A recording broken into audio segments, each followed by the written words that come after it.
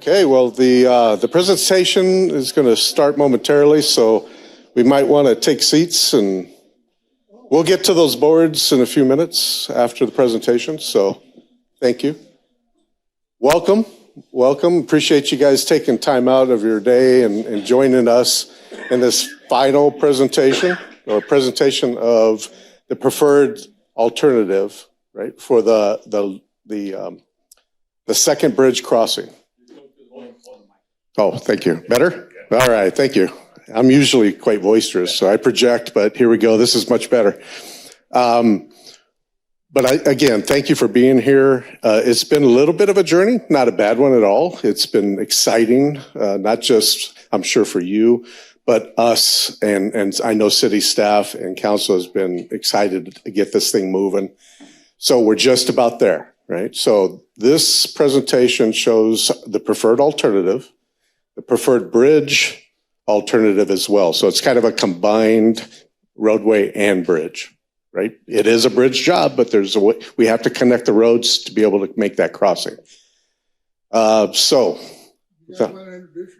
Yes, this is next stage. How do we do this thing? I turned it off.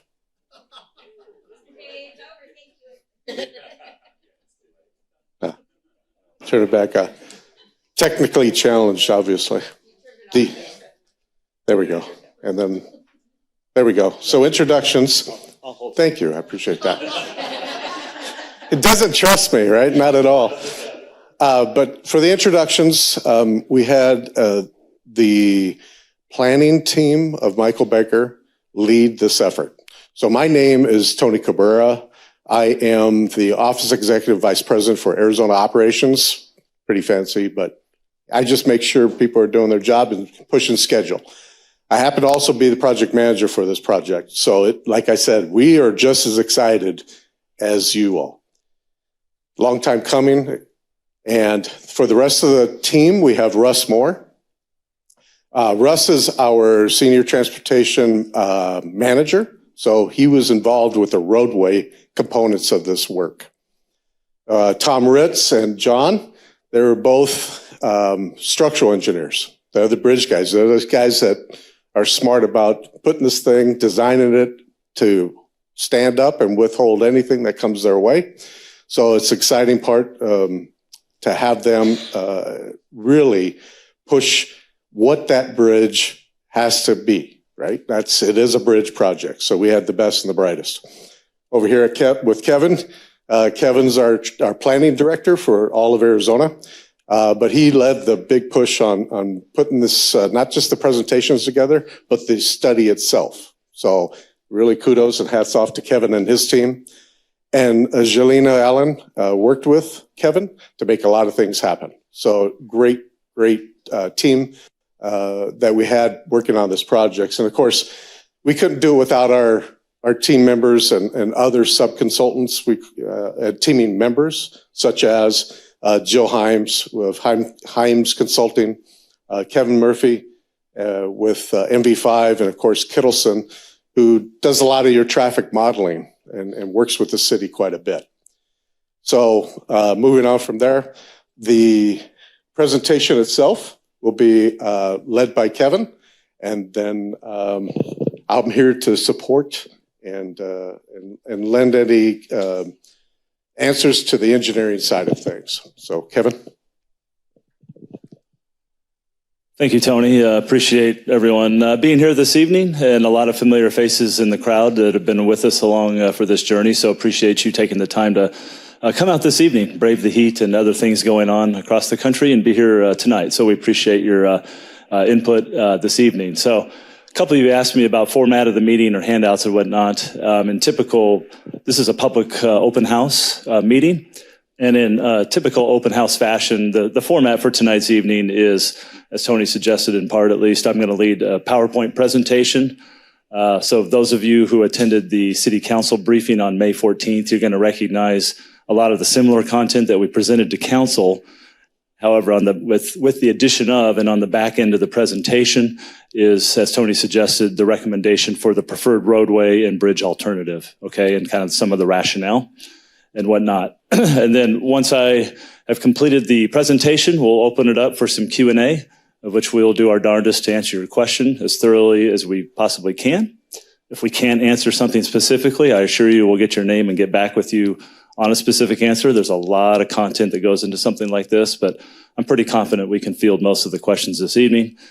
And then once we complete the Q&A, we'll then kind of transition the meeting to kind of the open house format, where on this side of the room we have a station, if you will, that has a oversized presentation board of the roadway alternative, the preferred roadway alternative over here with a series of comment cards. Those of you who joined us at our first public open house meeting on January 29th, I want to say, at the Aquatic Center, same kind of format where we had comment cards. So we encourage you and invite you to fill out those comment cards. Whether you love it, whether you don't, or you have some other comment, we want to hear from you. This process is only as good as the input that we get from you all, okay? So we've got plenty of pins and plenty of comment cards, and so once we adjourn the Q&A, you're all asked to stick around and we'll answer some questions. Tony and I will be manning those boards and can answer some more questions for you. So with that, those of you who have seen this, I apologize, but for those who are kind of new to the process, I want to underscore the fact that the notion of a second bridge onto the island is not a new concept. In fact, it's the community dialogue on this has been going back quite a long time. The first notch on the timeline says 2001, but I could only squeeze so much on the slide. The early discussions, as many of you know, go back to the 90s, but really starting to get some traction in the early 2000s, where there's the identification of there's an actual report or a study that was done in 2004. There was a redevelopment plan of Bridgewater Channel in 2006. In 2007, the city was very fortuitous and seized an opportunity to collaborate with the Arizona State Land Department to purchase right-of-way on the island side with and through the State Land Department, who manages a large portion of the lands on the island, as I'm sure many of you know. And then in 2015, the city purchased some parcels on the mainland side, if you will, that's immediately adjacent to the Lake Havasu State Park for the would-be connection. And you'll see here momentarily that the preferred roadway alternative utilizes that very right-of-way that was purchased by the city. And then in 2019, there was an MOU entered into, Memorandum of Understanding, entered into between the city of Lake Havasu and the Arizona State Parks Department for the reservation of potential right-of-way for a would-be, or at that time, a future road, of which we are now here to bring to fruition.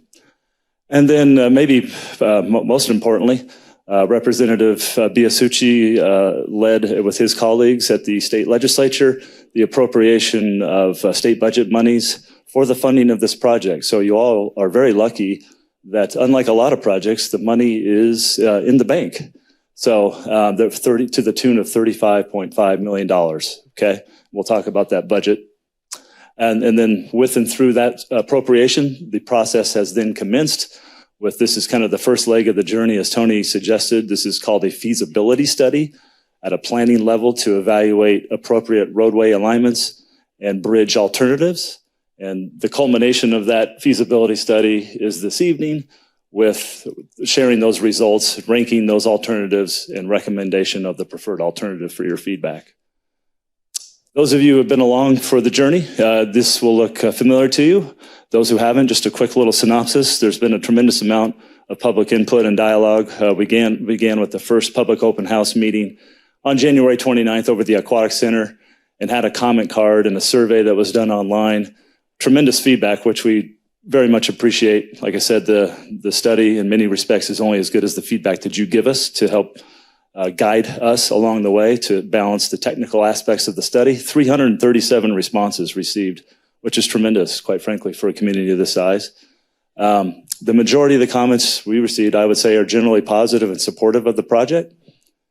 We did have 2 stakeholder meetings then on March 5th, of which we are having a couple more of those tomorrow. So many property owners, 423 property owners who live in the vicinity of this corridor through the study received notification by first-class mail. We held those first meetings on March 5th, and then we're going to hold the second round of those meetings tomorrow in this very room. Last but certainly not least has been our close coordination and collaboration with the Arizona State Parks Department, where through this process, of which they are a very instrumental part of, we've had 4 coordination meetings with Mr. Roddy and his staff in close connection throughout this process. We can talk more about that in a little bit if you like. Real briefly, Tony mentioned Kittles and Associates, along with our traffic engineers. When you start to undertake a project like this, you want to do traffic modeling to understand what the roadway capacity, i.e. the size of the roadway, should be, needs to be to accommodate growth in the area, but also underscore the fact that this project is also rooted in the fact that it's an evacuation route along the way. So that is a key important point to underscore through the process. But in doing so, you want to make sure that the roadways are properly sized. So just real briefly, the analysis compared today's traffic versus tomorrow's traffic, so to speak, simply put, and in 2045. So a typical planning horizon like this is 20 years. And the analysis came back and suggested that a 3-lane roadway facility, which if 3 lane sounds weird to you, it's basically, 1 travel lane in each direction with a center turn lane or median, depending on where you're at. A 3-lane roadway is sufficient to accommodate traffic on this new roadway through the year 2045. Interesting to note, though, that you see it on bullet point number 2 there on the results, that McCulloch Boulevard and London Bridge itself was expected to have over 20,000 average vehicles per day, which in 2045, the year 2045, that capacity of the roadway would have been exceeded. So what does that tell you on the flip side of that coin is that kind of provides the rationale and justification for the need of another roadway on the island, on and off the island. I'll skip those last 2. This slide will look familiar, and it's not to be redundant. It's just for those who've been along for the ride, just to remind you that what I told you on January 29th, we talked about how we were going to look at this study in basically 3 components. There was kind of the north component, or a connection potentially to State Route 95, and we evaluated those potential connection points at Palo Verde Boulevard, the Willow Wash alignment, and Paseo del Sol Avenue. The second or middle portion is that roadway approach, or the transition area from London Bridge Road to a brand new road, and the transition that will occur, as you'll see here in just a minute. And then we talked to the bridge crossing and the roadway on the island itself. So just from a geographic segment standpoint, we looked at this study in those 3 different components. Real briefly, so this is, if anyone was not at the council meeting on May 14th, this is new information to you. This is the proposed roadway cross-section, okay? So in just a couple slides, we're gonna look at these roadway alternatives from a bird's eye view, kind of an aerial shot. So I want to orientate you to look at the roadway before we look at the aerial view. This is what the roadway we're proposing to accommodate, so to include, and it's a multimodal facility to have, as I mentioned, the 2 travel lanes and the 2-way left turn lane, or a median in the middle. That can also be used for emergency purposes, by the way. 2 bike lanes on each side, okay? And then on the west side of the roadway, and so west is left in this graphic, a 14-foot plus or minus multi-use path that can accommodate pedestrians and or bicycles. And then on the east side of the roadway, or on the right side of the graphic, would be a 4-foot separation from the bike lane with landscaping or other materials, and then a 6-foot sidewalk, okay? So we have all modes of travel accommodated in the prism of the roadway. Altogether, that's about 73 feet plus or minus, with some subtle variations to be determined in the final engineering design, which will be the next stage of the process. So to orientate you for the bridge itself, a cross-section of the bridge, basically it captures all the same multimodal features, but kind of next down like many bridges do, right? The bike lanes are not on the bridge itself, on the pavement section. The bikes are then shifted to the multi-use path, but we have 2 12-foot travel lanes, the center turn lane and or emergency use purposes, 6-foot sidewalk on the east, and the 14-foot multi-use path on the west. So with that, I'm going to transition to the roadway alternatives themselves. There's a lot on these graphics here, and what I want to point out to you first is to kind of orient you with the line work that is shown. This is an excellent, this council chambers have so many TVs, it's wonderful in here. But so from wherever your vantage point, this line work, I just want to orientate you because the same, these lines that are up and down the roadway are replicated on each of the alternatives, okay? And so what I just want to point out is that the dashed magenta or purple-ish line is a right-of-way reservation area. I talked about the right-of-way on the island and the MOU with state parks. That's a 200-foot swath of property, okay? And so that's the extent of the right-of-way reservation area. Anytime you see bold yellow lines, those will be retaining walls, along with the thinner blue lines that you see where it's called out as limits of fill. Those are the areas, if you can envision, where the roadway before and after the approach will be at grade, existing grade limits, then the roadway is going to start to elevate. Okay, so that area where you see limits of fill is fill dirt to begin to elevate the elevation of the road to then get to the level of the bridge that needs to clear the channel. Okay, so the retaining walls are there to help maintain or hold, for lack of a better term, the dirt in the elevated condition. The bridge section itself is in the orange line work, and then the multi-use path that you saw in that cross section is in the bold green. And then you'll see the traffic signal icons accordingly. So we have a series of 5 roadway alternatives, and within each alternative, there's an A and a B, okay?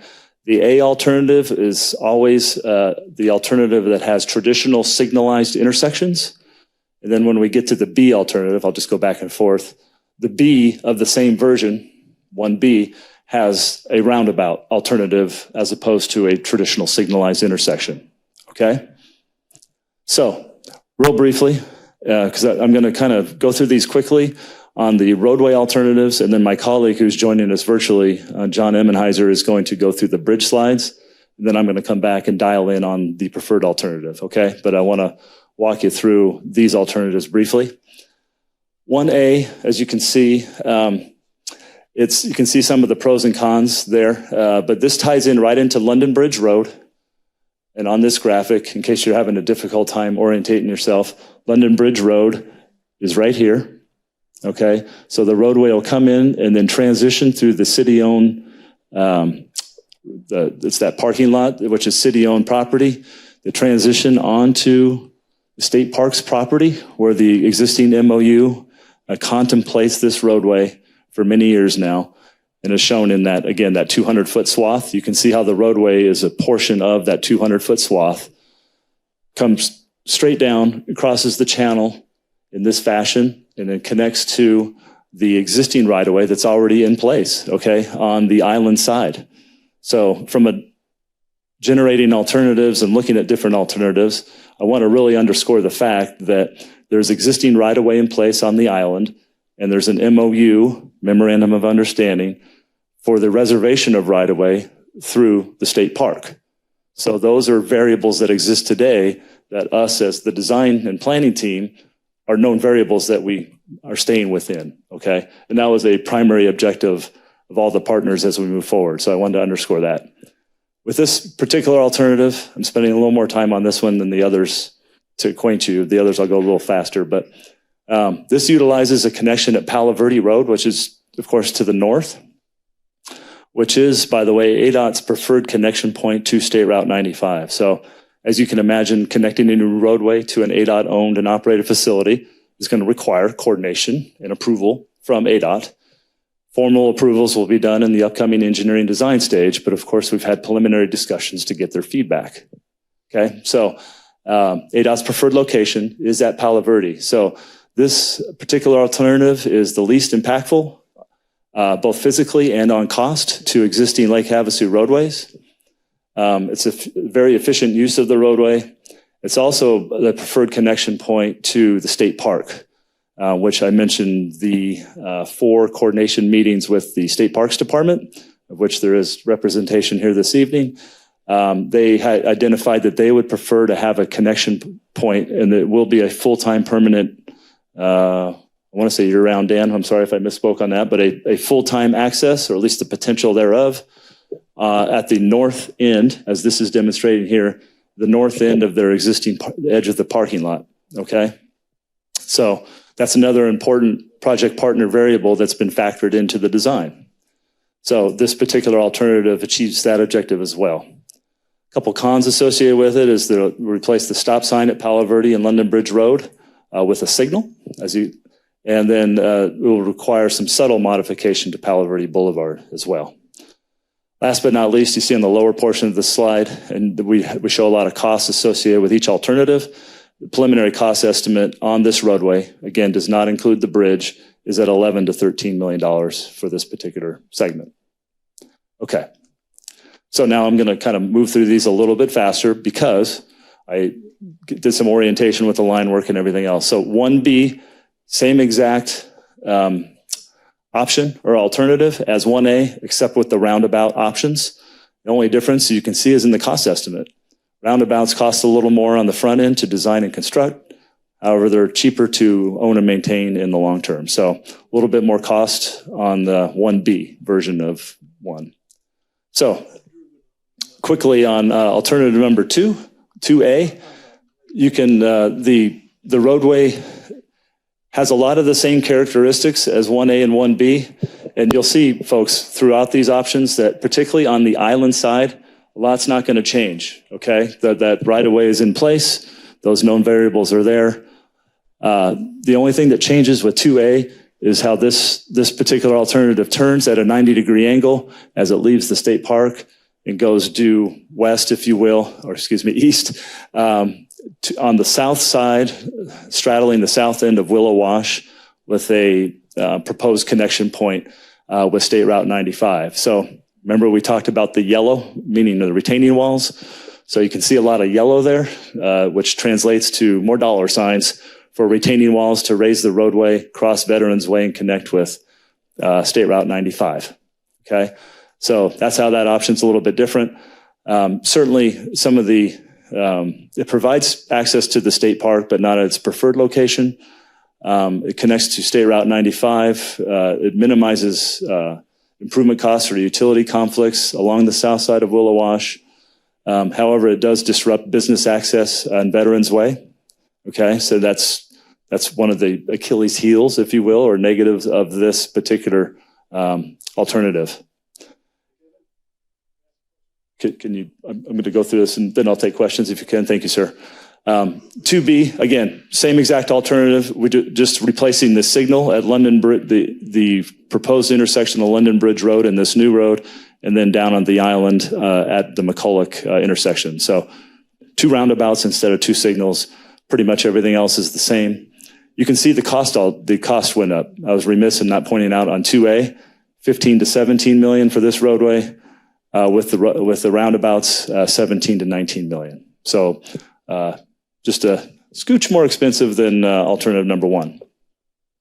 Alternative number 3 is virtually almost identical to 2, except it's identical. The bridge and the island is identical. All through here is identical. The only difference is it goes straight across just out the Willow Wash, but then has another straight into the north end of state parks. So kind of a T intersection, and it has an additional signal, which tends to increase the costs. And we still have those same retaining wall challenges and issues as it straddles a Willow Wash and the proposed connection point at State Route 95. 3B, again, the same as 3A. However, the roundabout option in this particular case, because of road geometrics, is only proposed on the island side. And this is a cost estimate of 17 to 19 million as well. 4A. So again, you can see it replicating a lot of the same roadway characteristics, same exact ones on the island. The bridges, in terms of the alignment, is the same. As we begin to leave the state park right-of-way reservation area, you can see the roadway traverses at an angle, and it crosses over Willow Wash. If you're jumping ahead and you can see the cost estimate, you'll see that this is an expensive proposition on this alternative, and that is because it's crossing the wash And there's those yellow lines indicating expensive retaining walls that are more structurally reinforced to accommodate the utilities and the wash itself. You might ask yourself, well, why do we even contemplate that? The reason is that particular location at State Route 95, it meets the minimum ADOT spacing requirements between intersections of Palo Verde and Mesquite, okay? So this is one of the few alternatives that ADOT would even take a look at conceptually and meets their minimum specifications, okay? And the reason for that, you'll see here, well, the next slide. So here's 4B, okay? Everything's the same that I just said, except for the roundabout application. On the island side, roundabout doesn't fit in those geometrics at London Bridge Road in this case, so just one roundabout for this option. But you can see the sucker's getting a little expensive, $18 to $20 million, and not a cheap proposition. Alternative number 5. This one, we told the public that we'd be looking at, and we did, on January 29th. And this option was, I think, almost like Family Feud, right? You know, someone have a sound buzzer for the big bonk. But this option was eliminated because that's the reason I pointed out that last one with ADOT spacing. So this option is along the Paseo del Sol alignment. That the Paseo del Sol, any contemplation of connecting to State Route 95 at Paseo del Sol is a non-starter, for lack of a better term. It does not meet those minimum spacing requirements, i.e. this one would be too close to Mesquite, okay? So while it was something that's kind of favorable on the cost side, if it's not going to be approved by ADOT, there's no reason to really even consider it moving forward. But, you know, that comes through the discourse of the alternative analysis, and those discussions have occurred. So with that, that's the roadway alternatives. I'm going to turn it over to John, who's with us virtually. Hopefully we'll be able to hear him appropriately.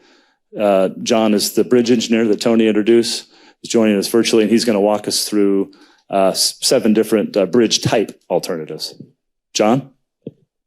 Thanks, Kevin. Can you hear me all right? We can, John. Thank you. All right, very good. So go through the 7 bridge alternatives. We looked at 7 alternatives. They're all concrete bridges. They're all 3-span bridges and similar span lengths. So the span lengths here are shown as 160 feet, 240 feet, 160 feet for a total of 560. The first 5 alternatives are identical for span length. The differences, and we'll step through the first 5, are primarily the girder type, which will allow a little bit of a more aesthetic or efficient structure, as well as just additional aesthetics to increase the appearance of the structures. We've started out with the most simple and the cheapest structure, and then we'll step through to the slightly more complex. So what we're looking at here is a typical, really similar to a highway crossing, where we have wide flange or I-shaped girders, concrete bridge deck, and then the road configuration up top that Kevin described. It's an efficient structure structurally. We have balanced spans in the 3-span arrangement. So it's not a bad looking structure by any means, but it is the most basic that we looked at of the 7 alternatives. For any future utility accommodation, that would be between the girders, and it would be, for any utility, need to be exposed from below. We wouldn't have an option to hide any of those, but we could put them up in and make them as discreet as possible. And the estimated bridge cost for this would be about $12.5 to $16 million. Moving into type 2, again, looks very similar. Again, we have the I-type or wide flange girders. We have utilities between the girders.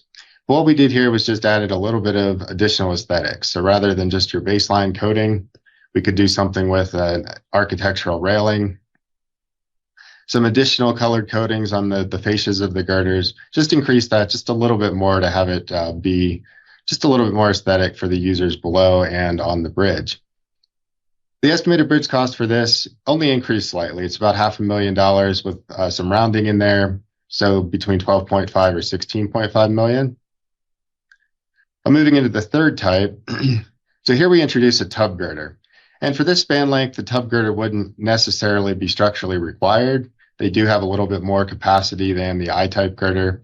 The biggest difference would be the aesthetics just of the structure itself. Rather than seeing that I-type from the side and below, we just see 4 girders, and they have all smooth soffits and fascias, bottoms and the sides, and just has a little bit more of a smooth appearance. And here we also included the aesthetics on the bridge railing and some bridge coatings.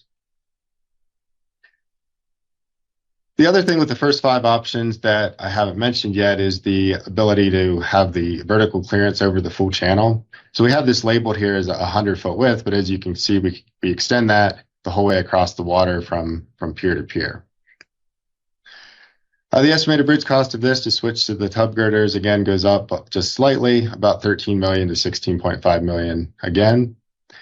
Moving into the Type 4, really just one component change here. We've added a flared pier.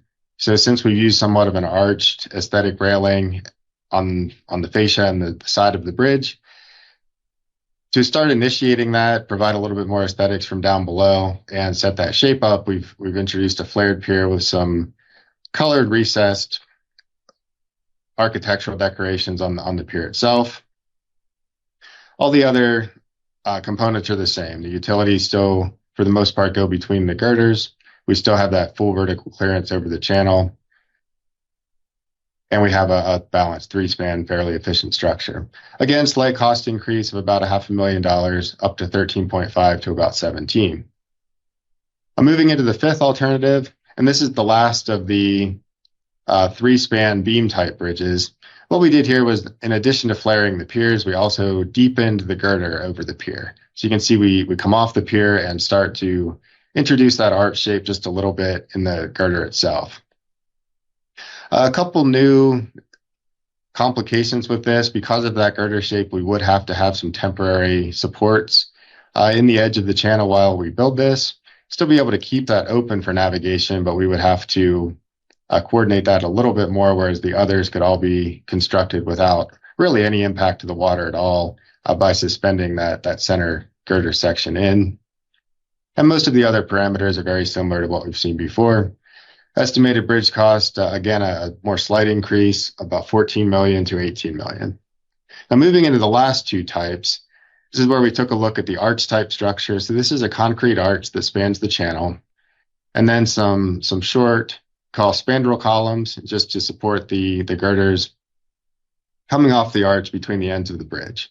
The total length of the bridge here is slightly shorter, but for all intents and purposes, it's a similar structure type. To keep the top of the structure shallower, we've used shorter spans with the exception of the long main span over the main channel. A lot of the other components, again, are similar. We would hang the utilities between the girders. We do have some constricted vertical clearance because of the arch. As you can see, we really provide the 100 feet, but not a lot more. And it's a complex structure that would require significant false work or temporary supports in the channel during construction. Also notable here is the bridge costs increased significantly. The arch is a more complex structure to design and construct, as well as inspect and maintain.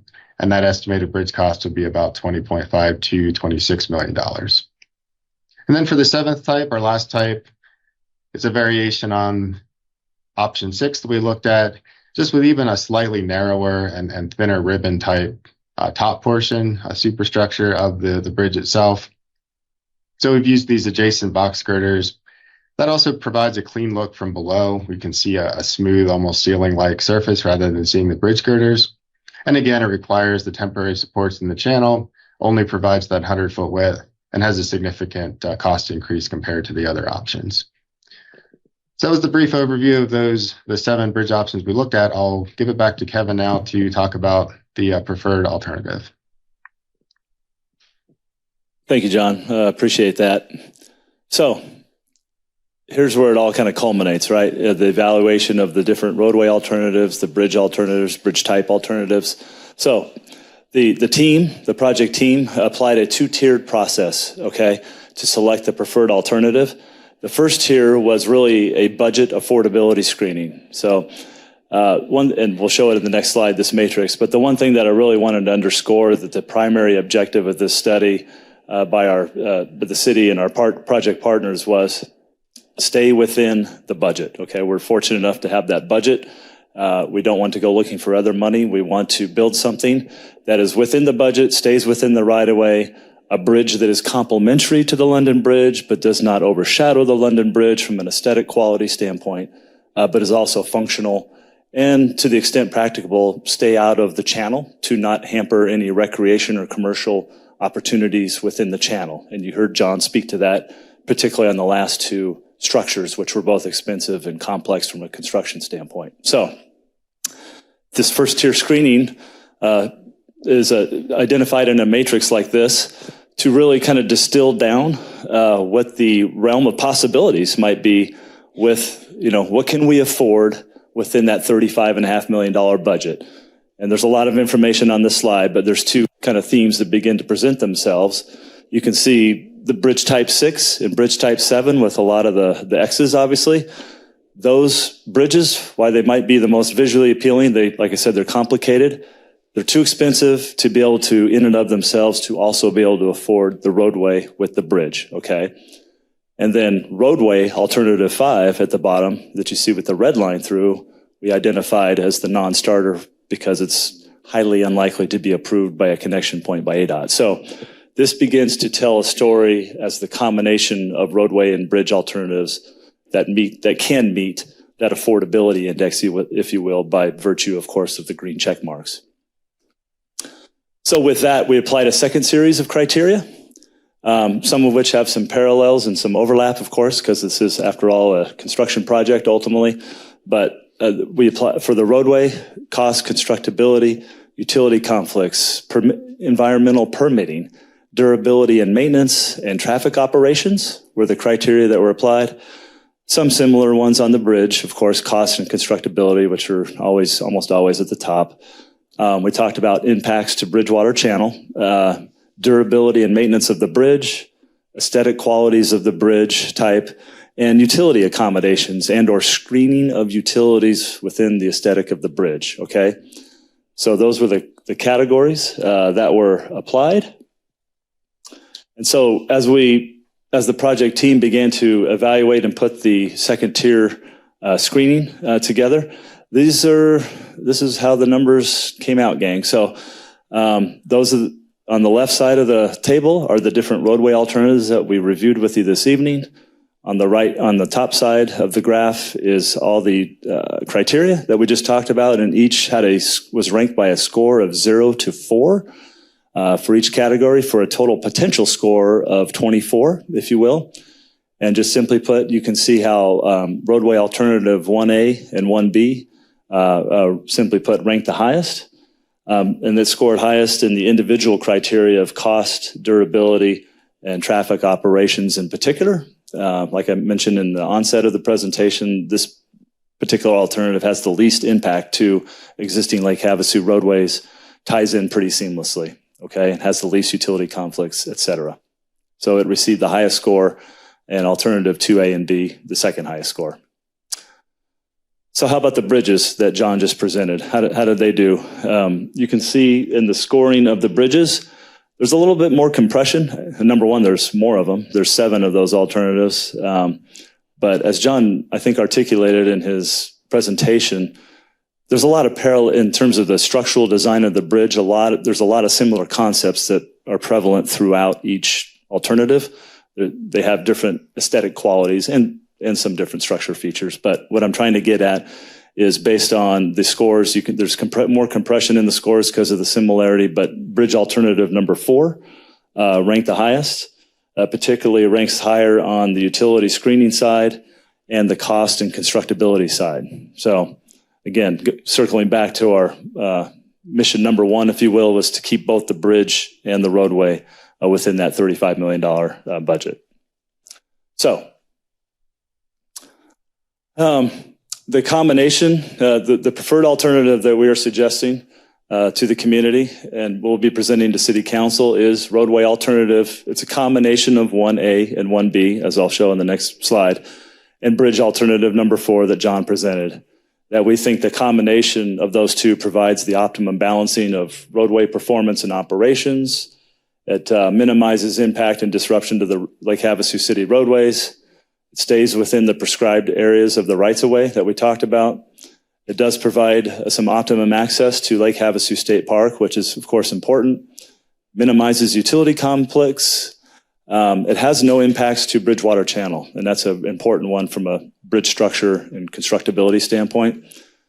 The bridge type, we feel at least, is aesthetically complementary, but not overshadowing to the London Bridge, of course.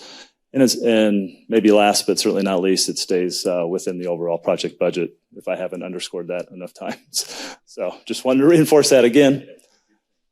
So you've seen it again. I don't want to be redundant. We're getting a little long in the presentation. So the only thing I wanted to point out is what we're recommending is it's alternative 1A with a combination of 1B.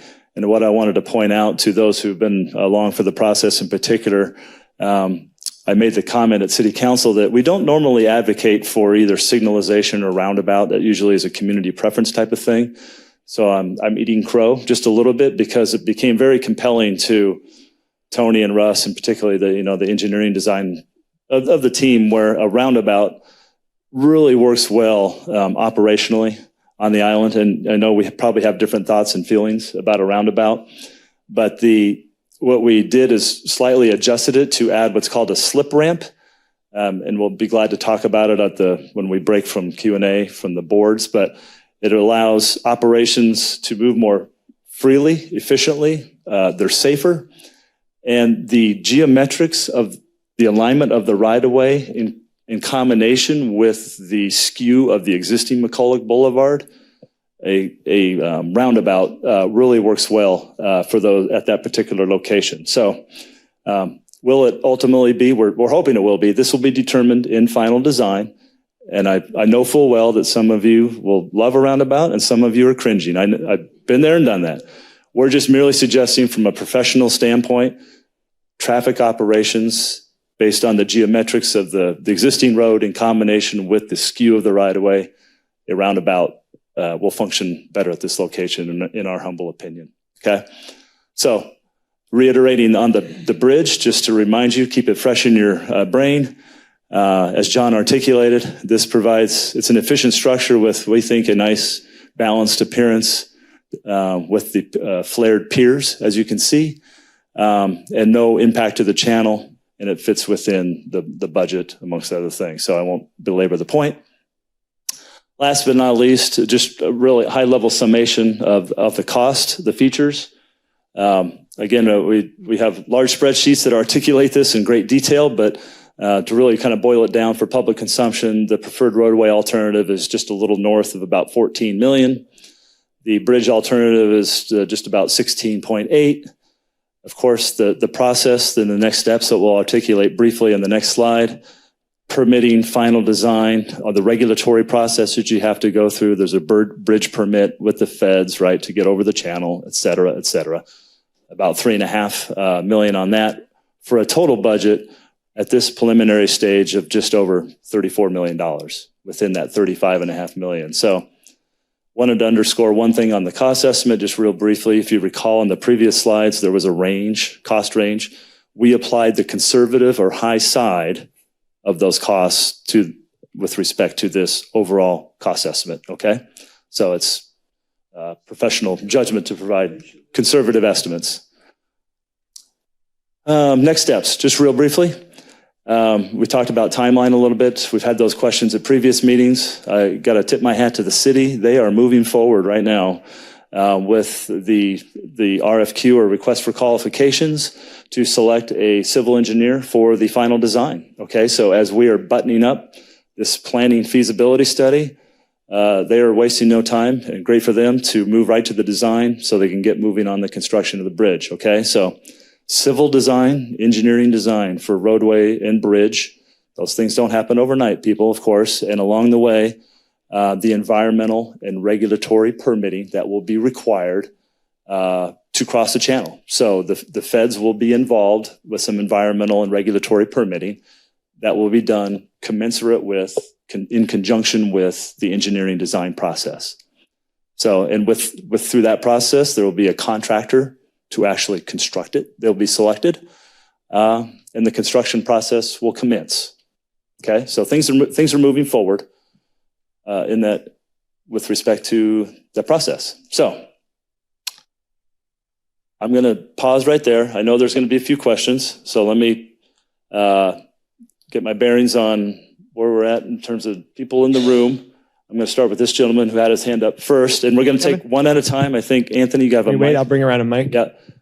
I was remiss in not pointing out early on, I believe the city has been recording this presentation. That can be posted later on that will be posted on the city's website. So just bear that in mind as we please speak into the microphone. And myself, the question Tony, was, go ahead. what is a Florida T? But this alternative doesn't have a Florida T, so I guess it doesn't matter. That's a good point. And I know you got sick of me talking long enough as it is already, so I decided not to delve into a Florida T, but if you'd like me to answer the question, I certainly can.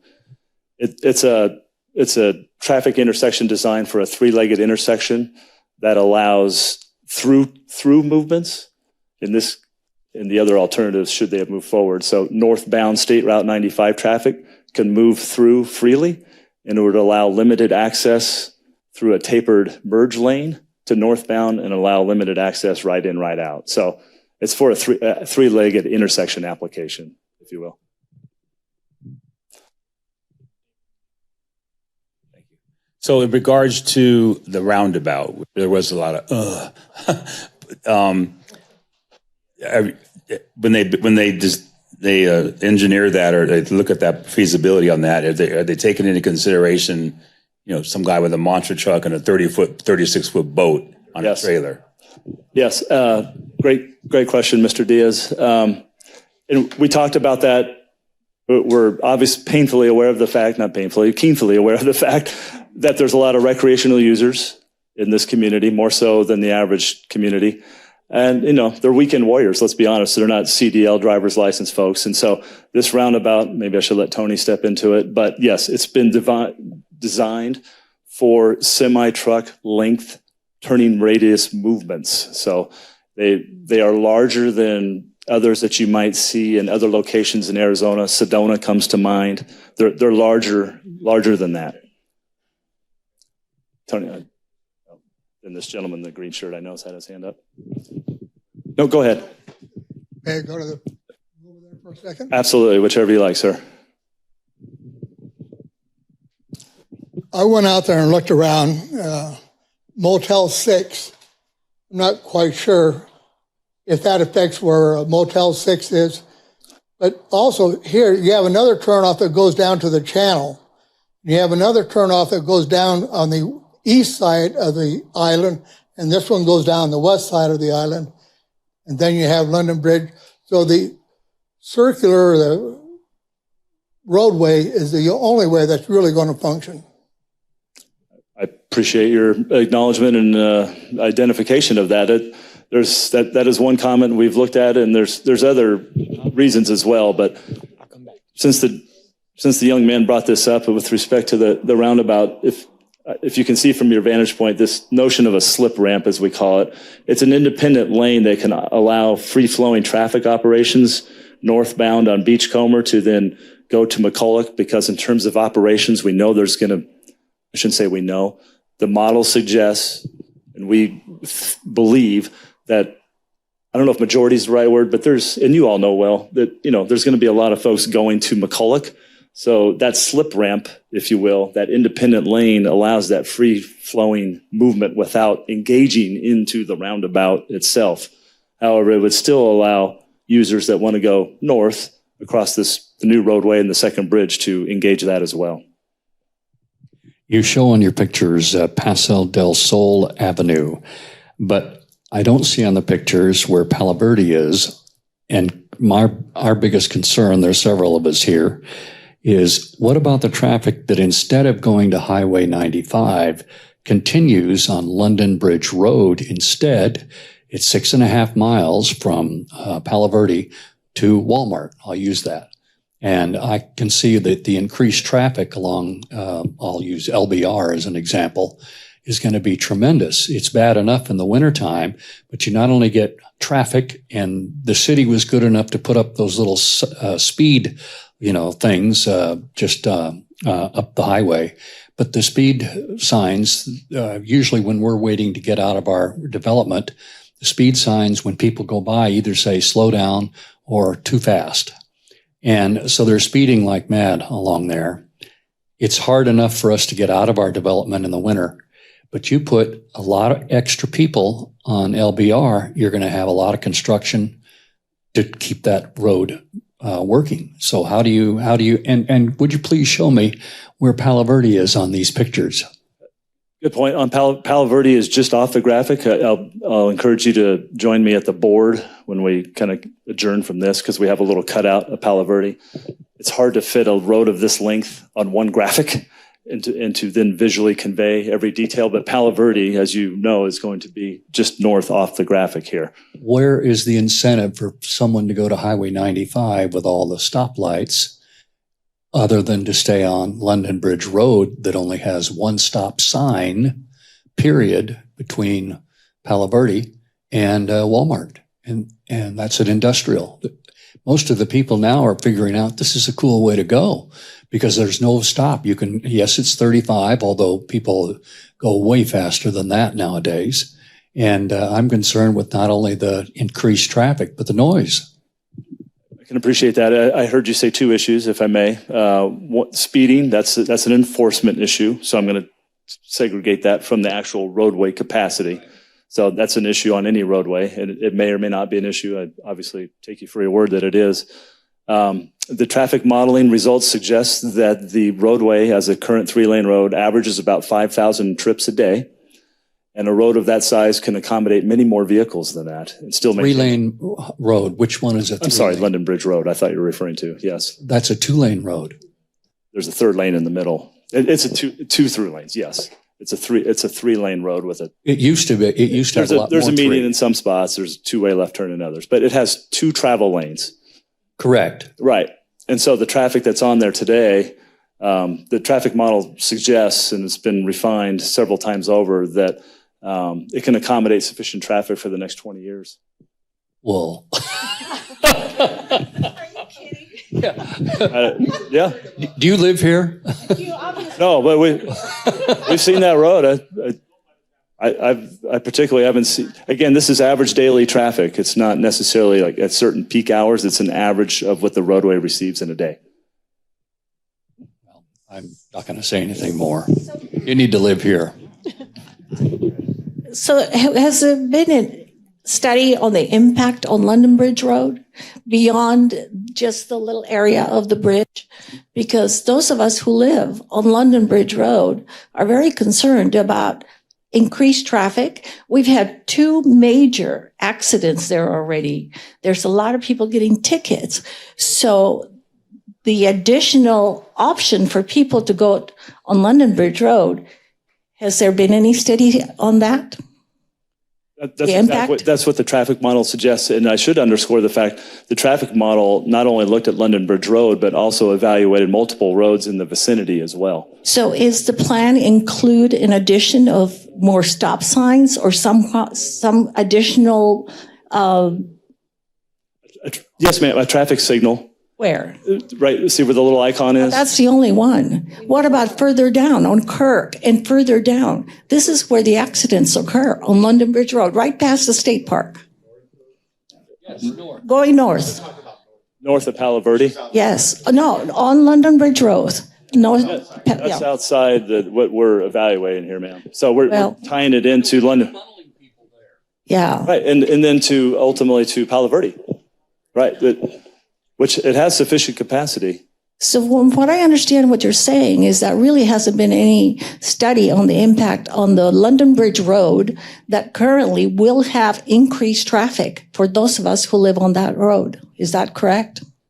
No, ma'am. Again, the traffic modeling identified the evaluation of existing and future traffic from Palo Verde. So if you're talking about north of Palo Verde, no, we did not. The traffic model. That's what I thought. There's Palo no Verde study. to the south. Okay.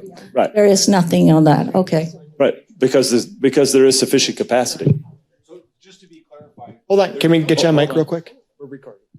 Just to clarify for the discussion, especially for the locals and there's South Palo Verde and then there's going to be North Palo Verde as well. So we're talking about the traffic went to South Palo Verde. Correct. In the scope of yours, they're talking about their residents that are north of South Palo Verde Understood. heading towards. Okay. Understood. Yes, sir. Hi,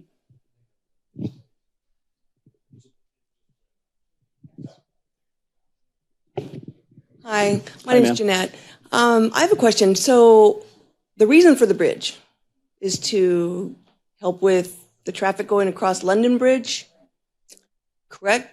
Yeah, it's to provide a secondary bridge on and off the island and an evacuation route in particular. Yes, How ma'am. many people do you think are going to be taking the new bridge that far north to go into town? Me to I got Palo a feeling Verde. the you mean? London Bridge is still going to get used a whole lot, and this Yes. might not even be used a whole lot.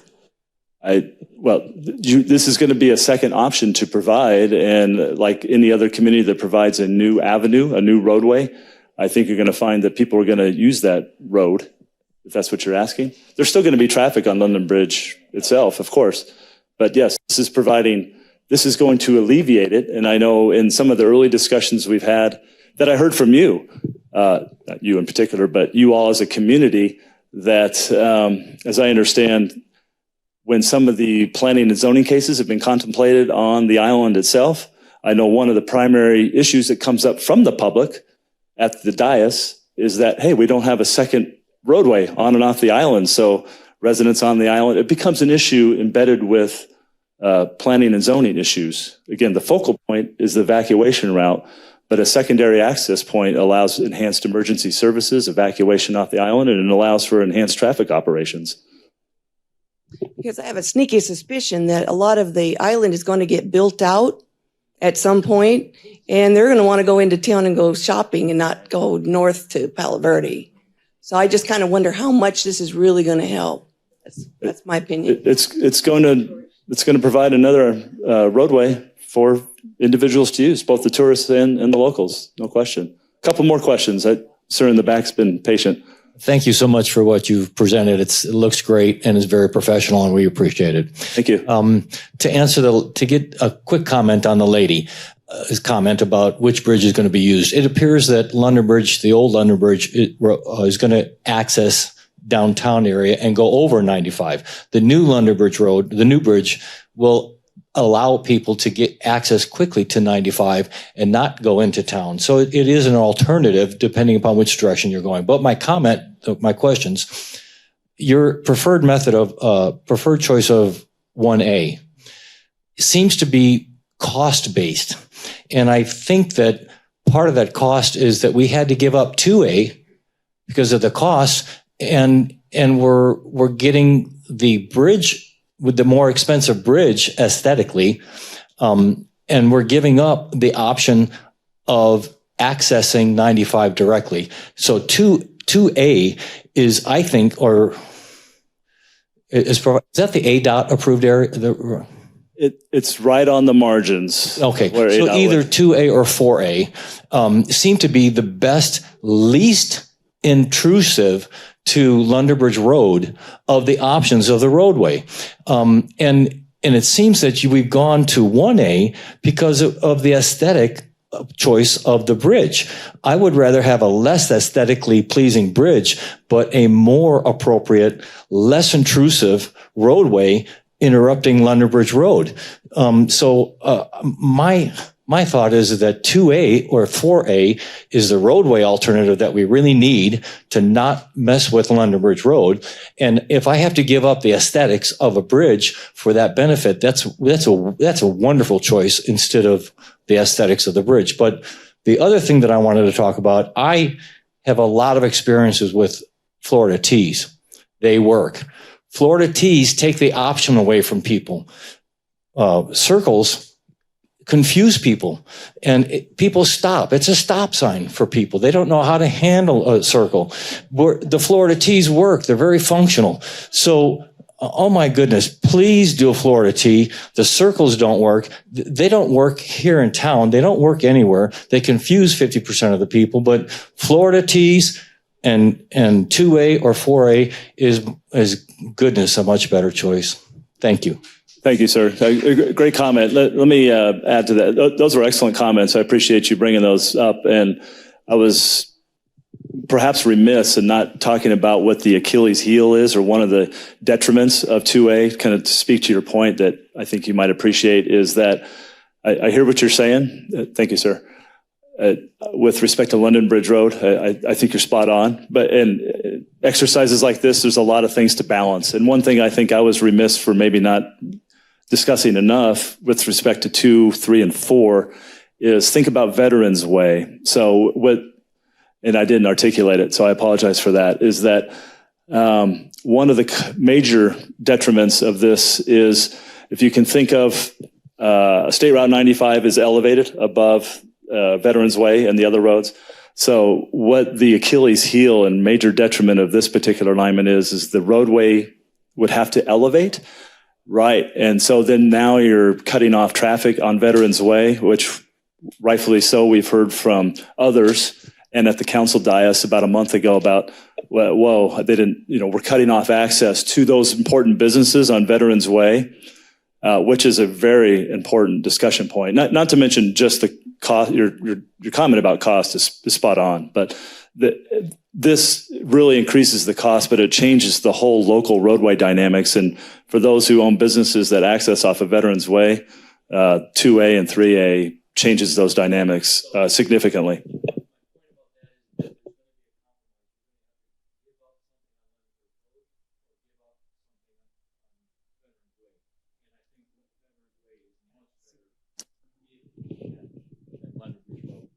Appreciate the comment, and that's the balancing act that we go through in an exercise like this. If you're great comment, sir. If you're so compelled, I would ask you to jot down your comment on a comment card so we can put that into the record. I certainly appreciate that. A couple more questions. I think this gentleman and this gentleman have been waiting patiently. Hello.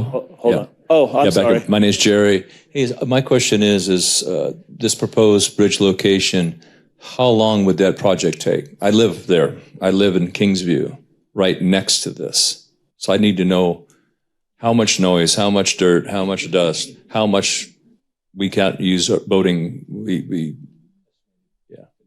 Estimated construction time. Appreciate the question. So it varies on your contractor.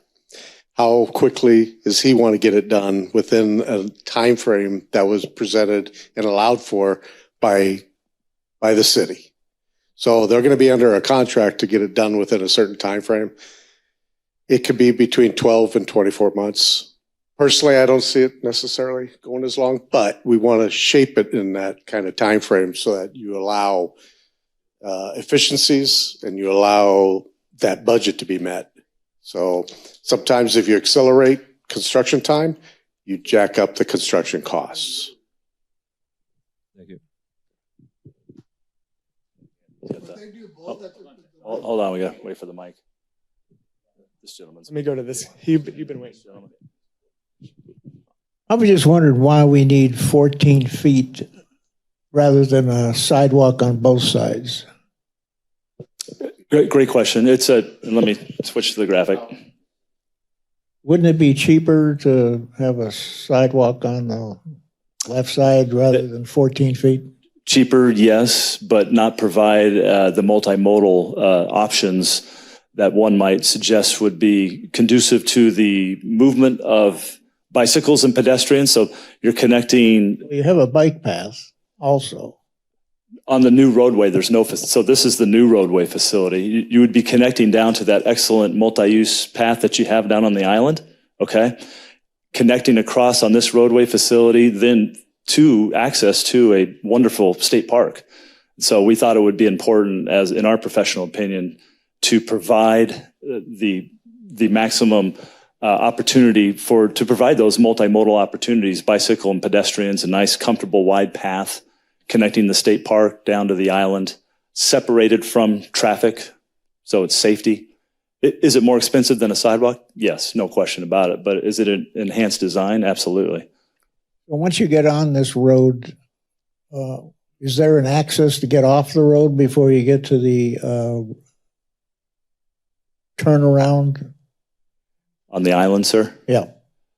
Right now it's vacant property. So in the design process, it will be determined where there should be driveway locations for future connections. Remember, it is an evacuation route first and foremost, so that is our modus operandi. But in the near term, no, but in the long term, yes. And we don't know right now, as we're here today, where those would be. I think this gentleman right here, Anthony. Oh. Back in the ancient history days of Rudet and those sort of things, there was a lot of talk that the new bridge should potentially allow us to have less traffic on the London Bridge. Maybe it would be only 2 lanes instead of 3 and bigger walking areas. There was also the thought that, you know, from special event time, there might be a time you'd want to close the London Bridge. And were any of those kind of factors included in this modeling, or did you just assume the traffic on London Bridge would remain the same and grow over time? Great question. I can't speak to the ancient history discussions, but I can speak to recent history. Yes, the traffic modeling exercise contemplates traffic today and traffic tomorrow, if you will. And I think it's fair to say that traffic is going to grow. And then we can always split hairs about who's going to go over London Bridge or who's going to go over this road. But I think the takeaway is that there is additional enhanced capacity and a second opportunity. So therefore, not to put additional stress on McCulloch and London Bridge. Thank you. Thank you. This gentleman. I have a couple of questions for you. Yes, sir. So if you're going to use a tub girder, why aren't you putting the utilities in the tub? Small utilities are going in the tub, larger utilities outside the tub. But I'm going to let John, if you're still with us, he'd be much more poised to answer that question than me. Bridge guy. John, are you still there? Sure. I am. Yeah, great question. So like Kevin said, small utilities fit well inside the tub. It's really an installation and maintenance issue, as well as operation. So with a small opening like a tub, we just don't have enough space to allow something like a gas line to be inside. We also do have some structural components that cross those tubs. So they have openings that are plenty big to crawl through, about 30 to 36 inches, something like that. But if we fill that opening up with pipes, then it makes it tough for the inspectors to get inside and any other maintenance activity. So any kind of larger water, sewer, gas would need to be outside. That's where I was concerned. You put a sewer line outside it, and it starts dumping into the channel. It ruptures. Then I got another question that goes to the other guy. There was timeline. The piers and the abutments, you're going to be on spread footing, CIDH, driven pile. So right now, we anticipate that decision to be made during final design, but our preliminary review will be able to accommodate either a spread footing or a drill shaft. Are you a contractor? Come on. Yeah, I could tell. Yes, sir. Quick question. What about putting pavers on the bridge? The other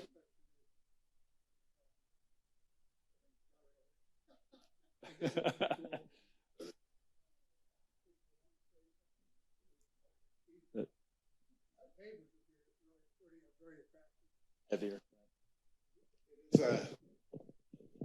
It could potentially be a little heavier condition, but that doesn't rule out what options you might have available during final design. Maybe not the full bridge, maybe the approaches or whatnot, or even there's a lot of different options you can use your pavers for.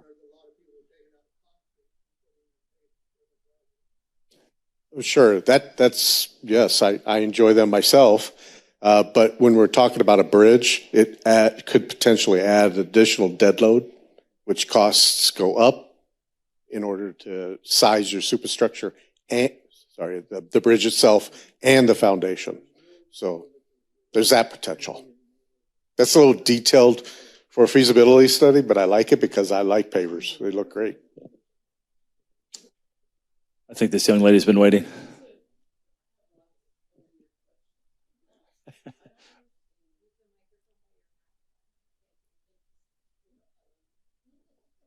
It might not be on.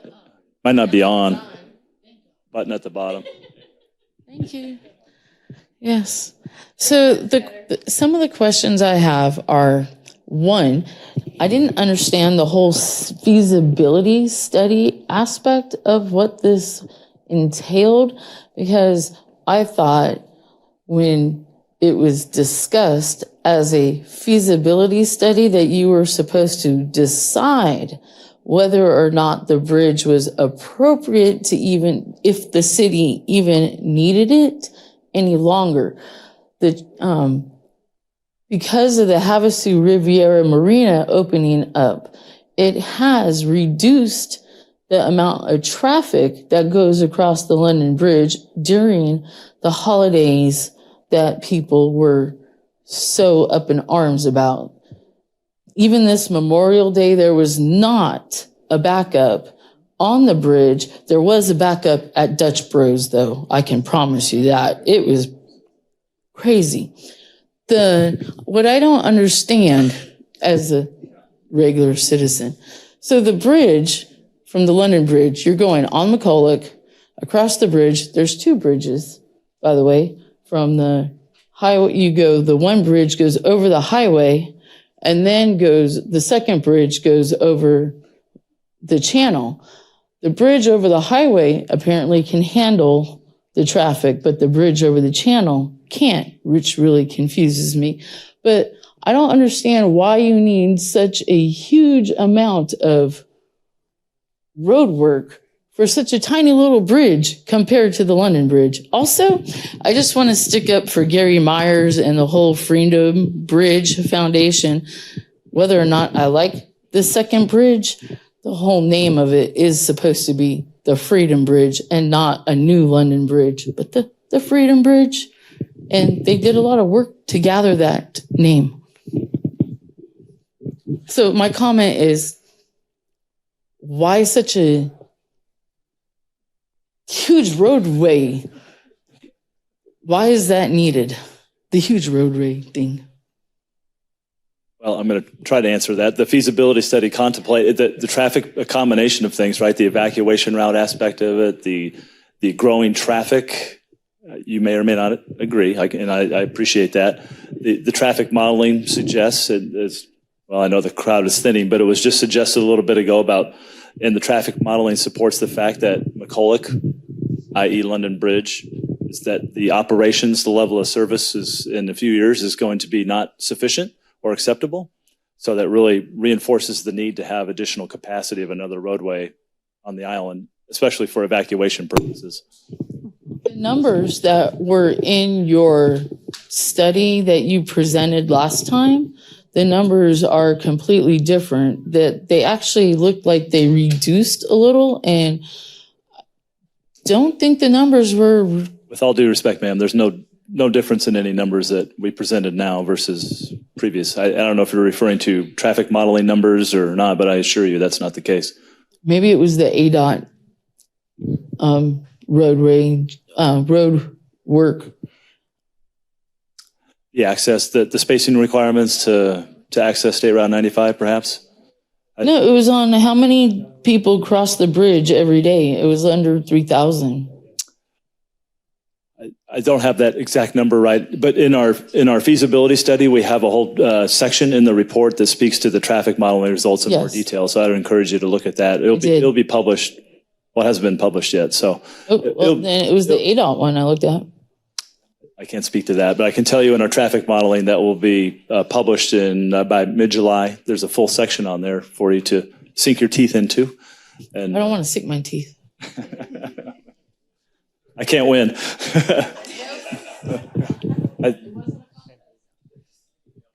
Just a comment in regards to the biking community and the hiking community here in town. It's big, and we're really happy. I'm here representing them. Right.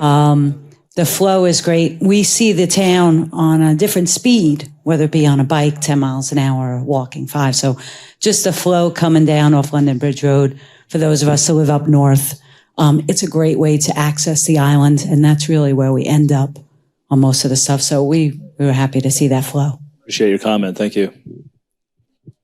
Just Anthony, to this gentleman. Oh, thank you. Appreciate it.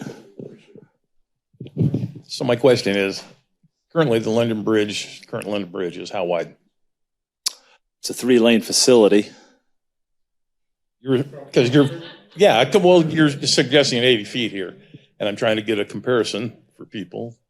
The bridge component is about 63 feet. Okay, so you want London Bridge is going to be 20 feet wider. Yeah, we got sidewalks, but not be a monolith and take away from another bridge. So that's what I'm getting at. 80 feet is a very large bridge. It's actually, I mean, there's much. That island? Yeah. It's a 3-lane facility. Yeah. I'll just disagree. So I can respect that. It does have the sidewalk and the multi-use path, right? So that are facilities that aren't on the London Bridge. I think we're about fizzled out. If myself and Tony will stick around for a few minutes, if anybody has any additional comments, thank you for coming. If it has any additional comments, please put them on the comment card. Thank you once again.